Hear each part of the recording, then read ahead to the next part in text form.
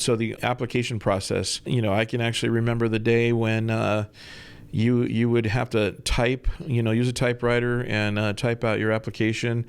And especially in the 90s and late 80s, so few fire departments were hiring. You would literally have 3,000 people maybe for a handful of jobs, and so it was super competitive. And people would sleep on sidewalks. You would do all kinds of things in order to literally be that first person that had an application in, and it had to be typed. And you can remember that stuff as well, Jeff. And we've now transition pretty much into, it's pretty standard that it's going to be an online application process. Yeah, and I have some tips about the online application process. First of all, follow the instructions. Follow the instructions. The bottom line is a lot of people don't add the enclosures that they're required to. They have a standard format that's there and they put the wrong jurisdictional name in, or they don't erase it. So having been someone that's done a tremendous amount of hiring in my career, and most recently up in South Lake Tahoe, we would go through these online applications. We'd print them all out and we would look at them. We probably were discarding 30% of the applications because people didn't follow instructions. And in the fire service, not following instructions could cost you your life. So follow the instructions. That's true. And unfortunately, I think we all know just the really bad stories of people that were great candidates, but they failed to follow the instructions and they didn't move on the process. And ultimately you have to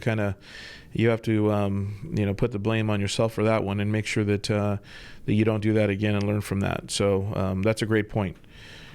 So in general, when you're filling out your application, you want to make sure that everything is factual. You want to make sure that that you have copies of it, and in this day of modern technology, whether it's a screenshot or taking a picture of something, making sure that you write notes on it. You want everything throughout your process to be consistent, right? So you don't want to have any sort of red flags that come down the road later on in your background because you failed to mention something on your application or it was different. And Jeff, as a former fire chief, I'm sure you've ran into that before. Yeah, absolutely. The application process, when you get to the final end and you're doing a background, is what at least we use law enforcement to be able to do those background checks for us. And the bottom line is the discrepancies will get you in trouble. The bottom line is you have to tell the truth. We will check. And I can't tell you how many candidates get to the final edge and they fail the background check because they weren't accurate, they didn't follow the instructions, and they weren't factual in the data they provided. So again, Eddie's right on track on that. Keep copies, know what you've said, be consistent.